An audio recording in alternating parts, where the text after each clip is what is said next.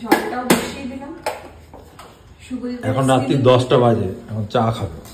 না আমি তো রাতের বেলা সবার সময় খাই তো, জানো। আর বাইরে খুব ঝড় হলো, হালকা বৃষ্টি হলো, এখন ঠান্ডা হয়ে গেল। আর আমাদের খাবারও চলে এসছে। খাবারে হচ্ছে কাবলি ছোলা।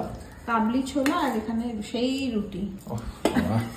আমার খেতে ইচ্ছা হচ্ছে না দেখে, না আমার সে কেমন হচ্ছে। আচ্ছা ঘি মাখাবো কি? না আর ঘি মাখাতে হবে না, ছেড়ে দেবো, এমনি আমি খেয়ে নেবো।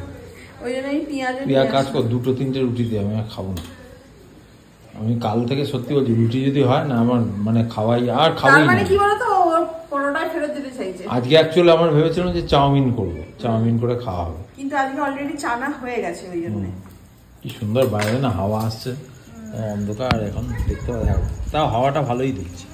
তোমরা তো দেখলে সেই টিপটটা ভেঙে গেছিল, আবার ও কিনেছে। আর ওই টিপটের ভেতর যে ফিল্টারটা ছিল, এটাকে রেখে দিয়েছি। তো কি করি বলো তো, এরকম বড় কাপে চাটা বানাই তো, এটাকে এর ভেতরে ডুবিয়ে দিই, দিয়ে এর ভেতরে চা পাতা দিয়ে দিই। আমি দিয়েছিলাম তোকে। মিথ্যা কথা বলিস না কোন, এই বুদ্ধি তোমার দিয়ে এই হচ্ছে কথা, এইটাই জানি তো। অ্যাকচুয়াল নাসার লোকেরা না আমার থেকে বুদ্ধি ধার করে নিয়ে যায়, দিয়ে বলে সায়েন্টিস্ট। আমি এত বছর বিয়ে করে তোর মাথা থেকে একটা ভালো বুদ্ধি। যাকে রজন অপমান করছি না ভাই, আমার পাচ্ছি না, আমি আর খেতে পাচ্ছি না, তুই আর আসিস না আমার কাছে, দূর হ।